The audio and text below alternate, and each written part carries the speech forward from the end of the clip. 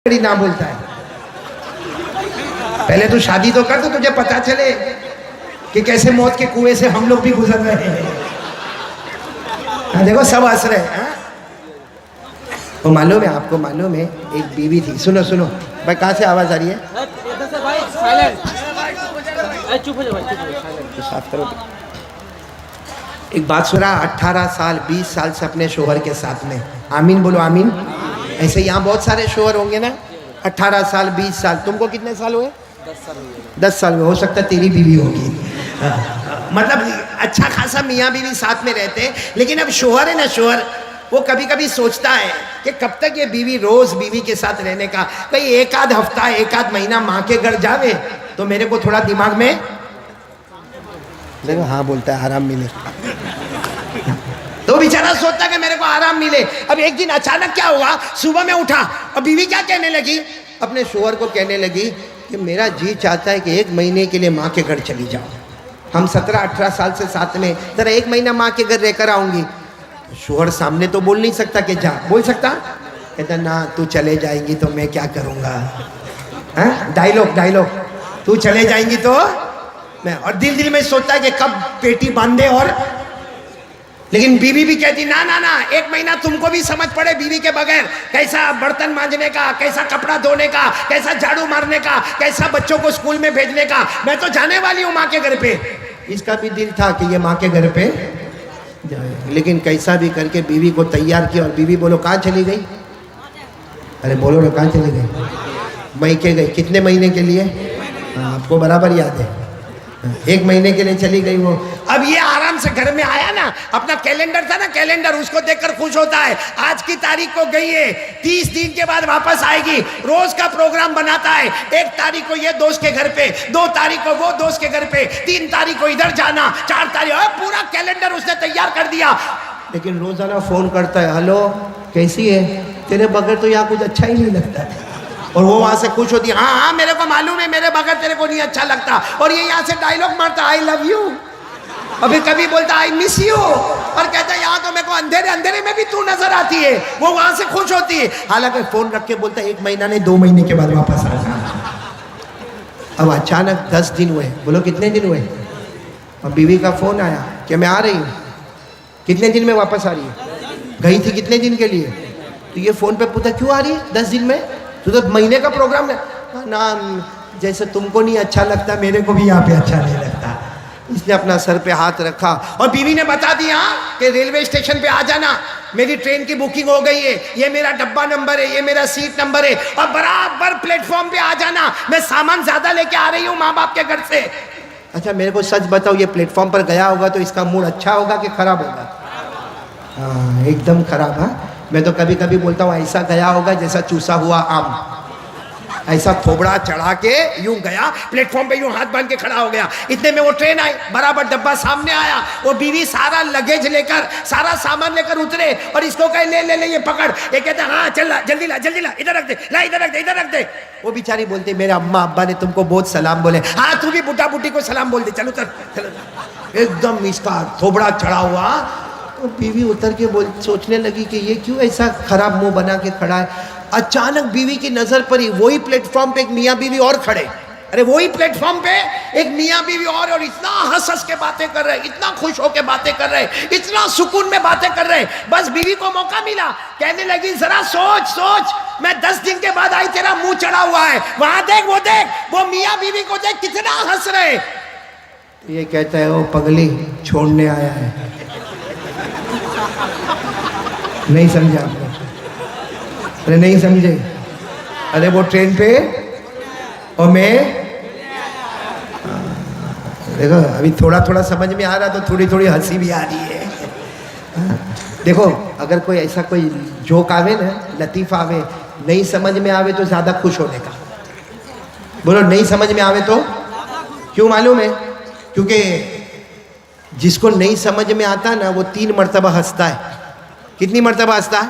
एक तो अभी हंसा कि चलो मौलाना के सामने हंस ले, फिर दूसरी मरतबा किसी को पूछेगा तो हंसेगा, और तीसरी मरतबा हंसेगा कि पहली मरतबा तो फुकट में ही हंसा था मैं, پہلی مرتبہ تو مفت میں ہی ہنسا، تو جس کو نہیں سمجھ میں آوے اچھا 3 مرتبہ ہنسے گا، لیکن ہماری بات پر آ جاؤ، میں آخری بات پر آ رہا ہوں، پورا مجمع ساتھ میں بولے گا، پھر ایک مرتبہ لا الہ، اور دوسری بات بولو مصطفیٰ کا دامن۔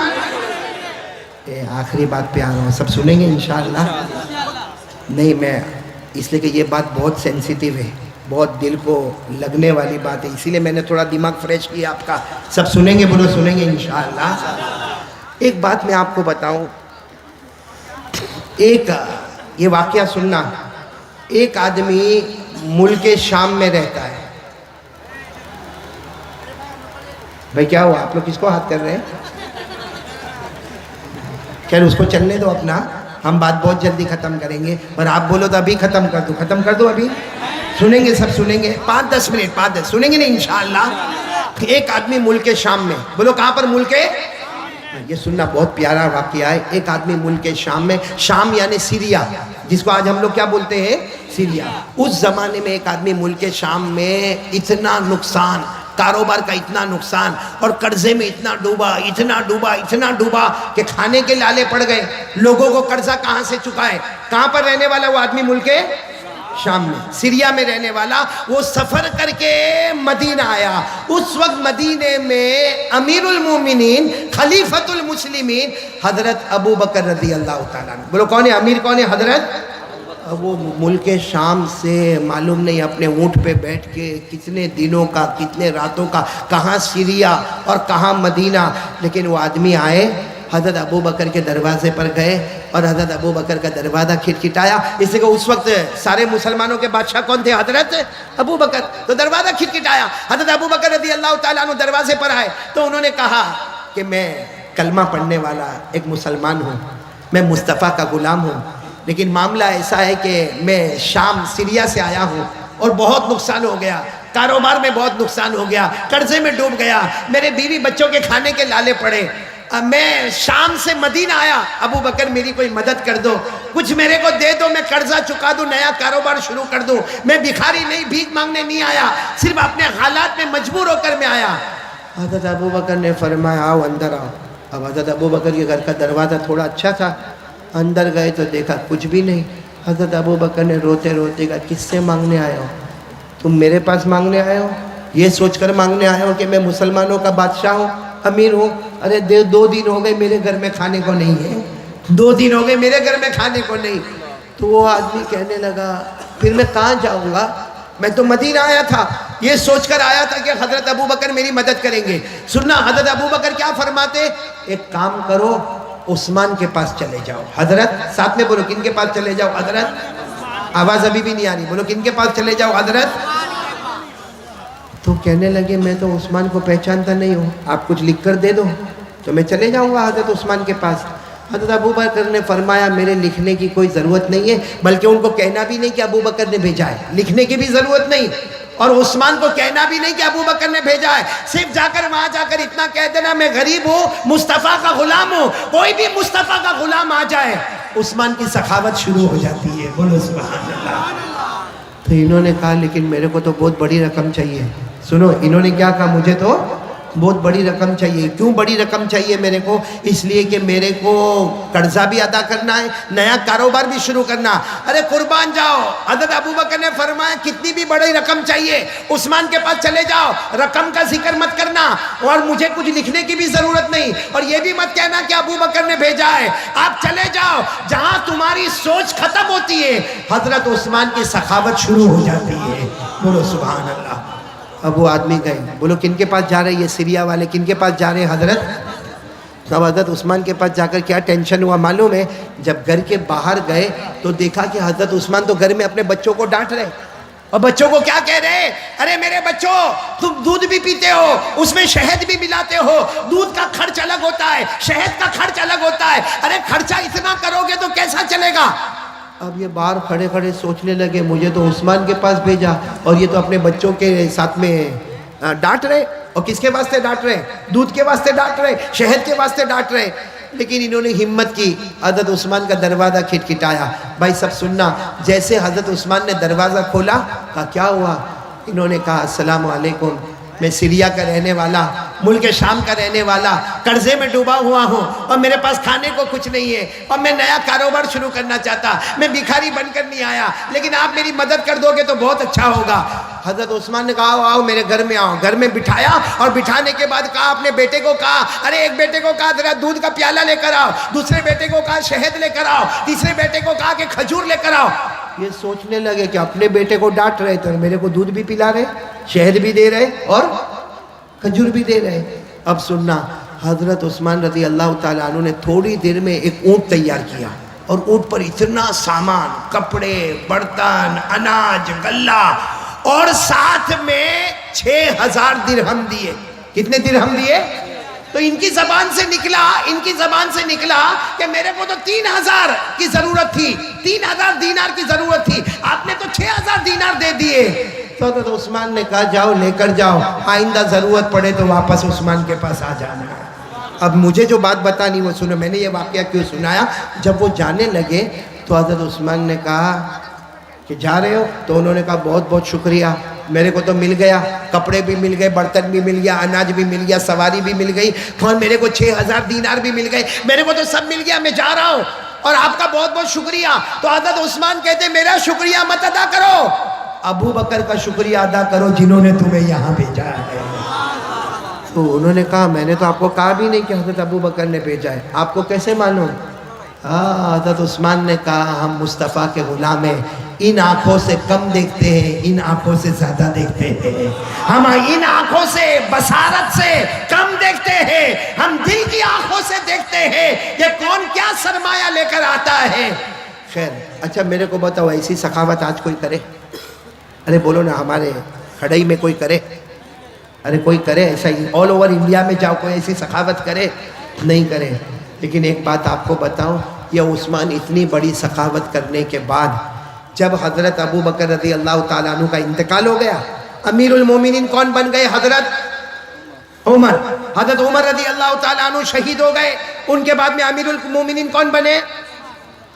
بہت پیسہ، بہت مال دولت۔ ارے جب حضرت ابو بکر کے زمانے میں حضرت عثمان کے پاس اتنا مال و دولت تھا، اب تو حضرت عثمان خود امیر المومنین بنے ہیں، سارا بیت المال ان کے پاس میں ہے، ساری زمین کی دولت ان کے پاس میں ہے۔ لیکن یہی حضرت عثمان، پورا مجمع سن لو، رات کے سناٹے میں قبرستان جاتے تھے۔ بولو کہاں پر جاتے تھے؟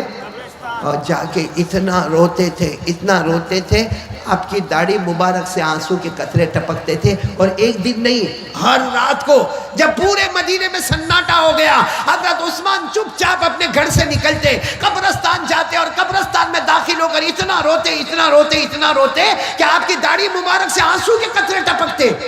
ایک مرتبہ تو کسی نے قبرستان میں ان کو پوچھا کہ عثمان آپ کے سامنے جنت کا تذکیر آتا ہے، آپ اتنا نہیں روتے؟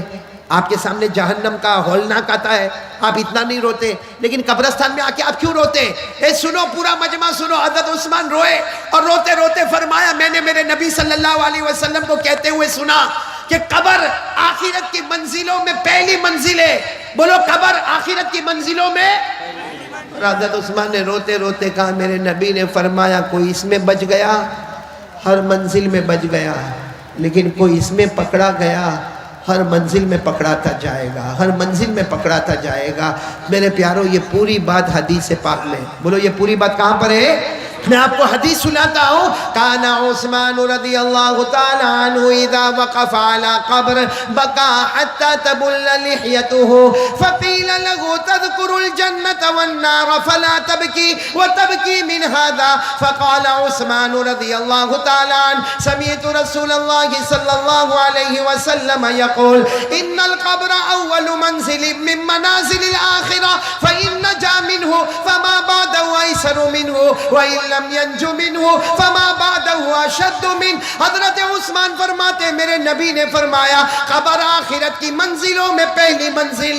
پورا مجمع بولے جو اس میں بچ گیا، بولو جو اس میں بچ گیا وہ قیامت کی ہر منزل میں، اور جو اس میں پکڑا گیا۔ چلو کون کون چاہتا ہے کہ قبر میں بچنا ہے اللہ کے عذاب سے؟ بس آخری بات، قبر میں جانا ہے کہ نہیں جانا؟ نہیں، پورا مجمع بولے بھائی جانا کہ نہیں جانا؟ میرے کو بھی جانا ہے، آپ کو بھی جانا، میرے کو بھی مرنا، آپ کو بھی مرنا۔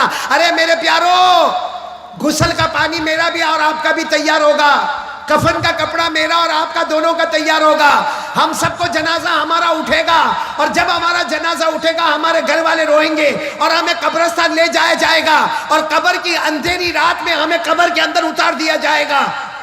سب کو جانا ہے نا قبر میں۔ اب کون کون چاہتا ہے کہ قبر کے عذاب سے بچنا ہے؟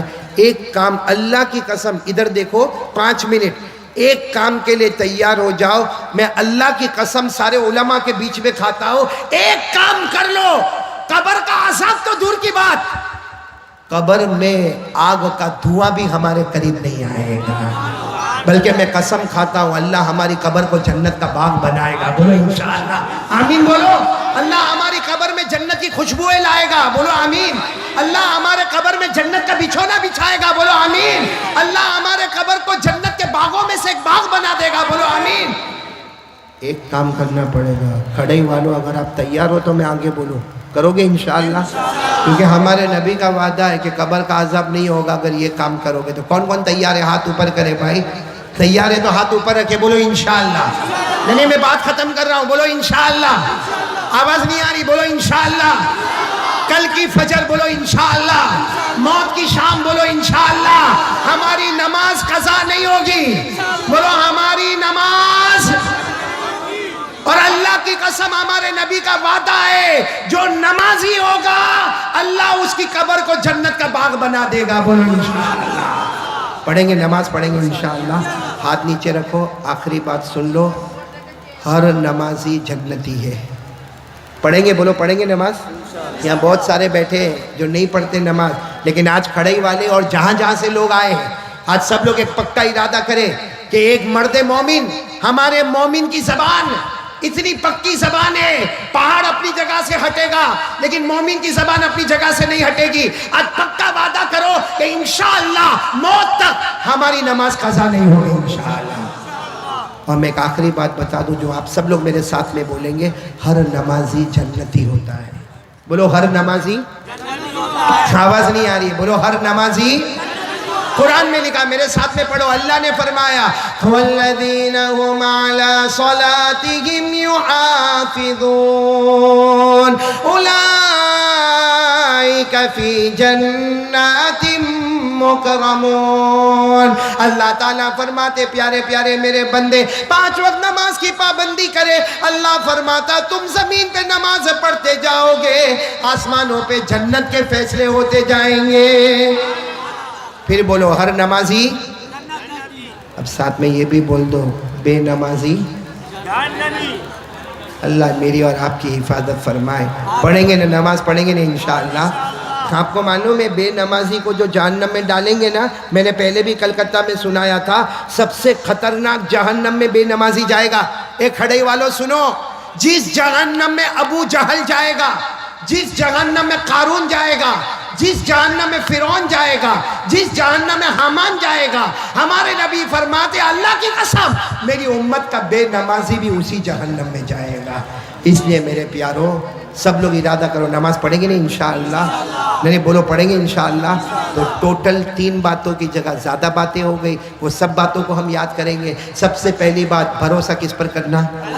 ڈرنا تو کس سے ڈرنا؟ یقین کس پہ بنانا؟ اللہ پہ۔ اور موبائل سے گندی چیزوں کو ڈیلیٹ کر دینا، اچھی چیزوں کو ڈاؤن لوڈ کرنا۔ اور ایک بات جو آپ کے کان میں آئی، مصطفیٰ کا دامن نہیں چھوڑیں گے، اور ہمارے نبی کے اخلاق پر اپنے آپ کو بتانا تاکہ دنیا کو پتا چلے کہ اسلام کے پاس اخلاق ہے، ایمان کے پاس اچھے اخلاق ہے، ایک ریسپیکٹ ہے، ایک ڈسپلن ہے جو اللہ اور اللہ کے رسول نے ہم کو دی ہے۔ اور آخری بات پر آ جاؤ، موت تک ہماری نماز قضا پکی بات انشاءاللہ۔ اللہ ہم سب کو عمل کی توفیق عطا فرمائے۔ میں آپ تمام کھڑے والوں کا بہت بہت شکریہ، خاص کر کے میرے ساتھ آئے حاجی جنید اورا والا، اسی طریقے سے حاجی اقبال بھائی جمال، اور اسی طریقے سے مولانا عثمان اور یہ اسی طریقے سے ہمارے بھائی سے ملاقات ہو گئی اشرف البھائی سے, اور مختار بھائی تو ہم کو خود یہاں پر لے کر آئے. باقی آپ تمام کا, کیونکہ مجھے معلوم ہے کتنے ایسے ہیں جو گجرات میں رہتے ہیں اور گجرات میں سورت میں بیانات سنتے رہتے ہیں, کیونکہ جب میں یہاں آ رہا تھا تو مجھے ایئرپورٹ پر بھی کچھ ملے, کچھ ایئرپورٹ کے باہر بھی ملے جو اسی طرف آنے والے. اللہ تعالیٰ سب کے آنے کو قبول فرمائے, بولو آمین. اللہ سب کے جائز مقاصد کو پورا فرمائے, اور آمین کہو. اللہ نے یہاں بٹھایا, اللہ ہم کو جنت بھی نصیب فرمائے. میرے پیارو الحمدللہ یہاں پہ بہت سارے علماء ہیں. میں ان تمام علماء کا شکریہ ادا کرنا چاہتا ہوں. سب سے پہلے تو حضرت مولانا حبیب الرحمن قاسمی صاحب, حضرت حافظ پیر الدین صاحب, حضرت قاری اشفاق صاحب, حضرت مولانا انیس الرحمن صاحب, حضرت مولانا اسد اللہ صاحب, حضرت مولانا نظر الاسلام, حضرت حافظ ولایت صاحب, حضرت مولانا حمید اللہ صاحب, حضرت مولانا ایاز احمد صاحب, حافظ ہاشم صاحب, ان تمام سے کا, اور بھی جتنے علماء جن کے نام اس پرچے پر نہیں آئے ہوں گے, لیکن ہم دل و جان سے تمام علماء کا, حافظوں کا, قاریوں کا, اور تمام گاؤں والوں کا, اور تمام یہ انتظام کرنے والوں کا, اور اتنا بہترین انتظام کرنے والوں کا, میں تمام کا دل و جان سے شکریہ ادا کرتا ہوں. اور میں کوئی دعا نہیں, صرف ایک ہی دعا دیتا ہوں کہ اللہ نے یہاں جمع کیا, اللہ ہم کو موت کے وقت کلمہ نصیب فرمائے, اور اللہ ہماری قبر کو جنت کا باغ بنائے, اللہ ہم کو نمازی بنائے, اور اللہ ہم کو جنت میں اعلیٰ مقام عطا فرمائے, اللہ ہمارے بیماروں کو شفا عطا فرمائے, اللہ ہمارے مرحومین مرحومات کی کروٹ کروٹ مغفرت فرمائے. اور ایک اعلان اور بھی لکھا ہے کہ درخواست ہے کہ ہماری کھڑئی کے جامع مسجد کی تعمیری کام ابھی ادھورا ہے. تو میرے پیارو یہ تو بہت عجیب اور بہت اچھی بات ہے کہ آج اتنا بڑا مجمع بھی جمع ہے, اور ہماری یہاں ہی کی جامع مسجد کا کام چل رہا ہے. تو میں تو چاہتا ہوں ماشاءاللہ یہ پورا مجمع ہے, چاروں طرف لوگ رومال لے کر کھڑے ہوں گے, ہم کو اپنے گاؤں کی مسجد میں دینا ہے. ارے میرے پیارو ایک بات میں آپ کو بتاؤں, بس میرے کو 5 منٹ دے دو, سب دو گے نا انشاءاللہ؟ جامع مسجد میں چندہ کرو گے نا انشاءاللہ؟ دو گے نا؟ اور یہاں کے ذمہ دار آپ سے مانگیں گے, چاروں طرف رومال لے کر پھیریں گے اور آپ کے درمیان میں آئیں گے. آپ لوگ جتنا ہو سکے دو. میری صرف ایک بات سمجھ لو, قرآن کریم میں لکھا جو اللہ کے گھر میں دیتا ہے, ساتھ میں بولو جو اللہ کے گھر میں. قرآن کیا کہتا ہے معلوم؟ 1 دے دے 10 ملے گا. کتنا دے دے؟ ادھر دیکھو, کتنا دے دے کتنا ملے گا؟ قرآن میں لکھا من جاء بالحسنۃ فلہ 10 امثالها. آپ کو معلوم ہے پھر یہ قانون بدل گیا. اللہ نے فرمایا نا, یہ تو میرے آخری نبی کا امتی ہے, 1 دے گا, ہم 10 دینے والے, اب 10 کینسل, اب 70 دینے والے. کتنا دینے والے؟ 70. پھر قانون بدلا, ارے آخری نبی کا امتی 1 دے گا, ہم 700 دینے والے. کتنا دینے والے؟ اور آخر میں کیا قانون آ گیا؟ اے پیارے نبی آپ کا امتی ہے, یہ گن کے دے گا, یہ گن کے دے گا, ہم اتنا دیں گے یہ گن بھی نہیں پائے گا. تو میرے پیاروں یہ روزی کا دروازہ کھلا ہوا ہے, جنت کا دروازہ کھلا ہوا ہے. یہ لوگ رومال لے کے آپ کے درمیان میں آ گئے ہیں, صرف ایک طرف سے آئے ہیں, میں چاہتا ہوں دوسرے طرف میں بھی آ جائے, تیسرے طرف میں بھی آ جائے, چوتھے طرف میں بھی آ جائے, اور آپ لوگوں سے جتنا ہو سکے, اور اگر کوئی بڑی رقم دے کر یہاں لکھوانا چاہے تو ابھی کھڑا ہو جائے, ہم دل و جان سے اس کے لیے دعا کریں گے. وہ دنیا میں اللہ کا گھر بنائے گا, اللہ جنت میں اس کا محل بنا کے دے گا انشاءاللہ. بیچ بیچ میں ذمہ دار حضرات کھڑے ہو جائے بھائی, بہت بڑا مجمع ہے, بیچ بیچ میں رومال لے کر ذمہ دار حضرات کھڑے ہو جائیں.